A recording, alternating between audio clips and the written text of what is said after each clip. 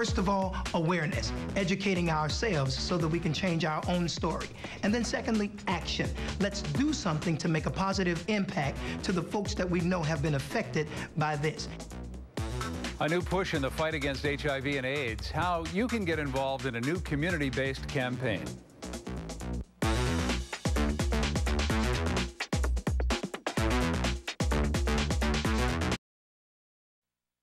I bring awareness to most churches, schools, and institutions because I let people know that anyone can become HIV positive. HIV don't discriminate. I didn't go out looking for HIV. It came home, kissed me goodnight, and got in the bed with me. I was in. Interesting way to put it. Just one of the touching stories coming out of a new initiative focused on HIV and AIDS awareness. The Change My Story campaign, sponsored by the AIDS Foundation of Chicago, is shining a new light on a very serious problem. Ida Byther-Smith is a community ambassador for the Change My Story campaign, and you heard just part of her story in that short clip. She joins us now. Nice to have you here. Thank you. And I take it that Change My Story literally means what it says, and that is, if your life story is a negative one, make it positive. That's right.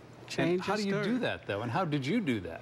Well, by becoming an active and advocate in the neighborhood and letting everyone know that, you know, HIV don't discriminate and anybody can become infected. So we want people to change their story. You know, don't look at it as a negative saying, okay, I'm dying from HIV. No, I'm living with HIV.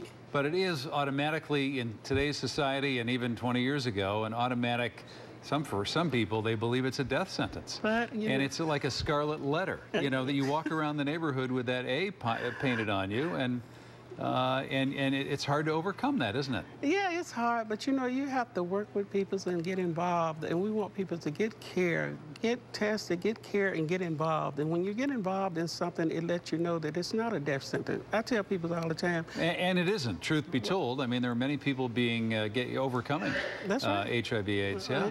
And that's why we want everyone to change their story. Go to www.changemystory.org. I tell people I didn't learn how to live until I almost died. You know, Magic Johnson's a good example, too, because people were suddenly fearful and probably didn't want to have any contact with him when he told his story.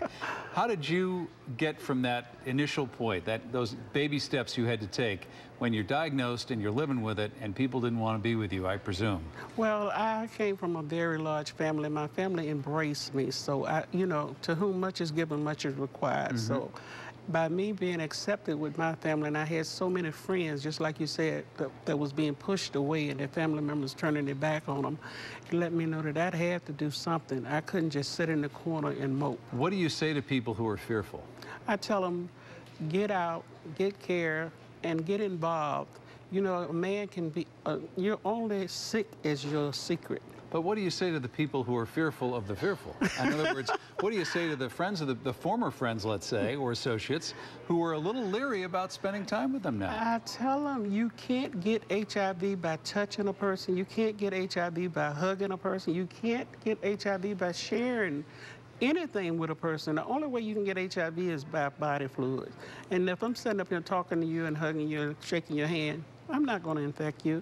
And matter of fact, a lot of people don't understand that they're more of a threat to me than I am to them.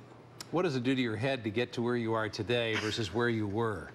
Well, it took a lot of shame and fear and a lot of counseling from my friends and family. And I work with a lot of people at AFC because they have a lot of groups.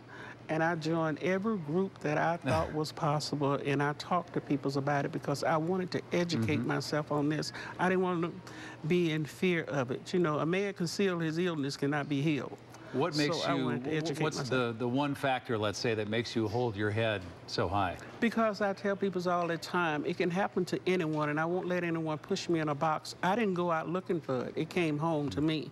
And I won't let anyone make me shame because that I have HIV. That's why I want to be out there and get the stigma off it and let them see that there's other faces to HIV and AIDS. Amen to that. You're a strong woman. Nice to meet you. Thank you. Yes.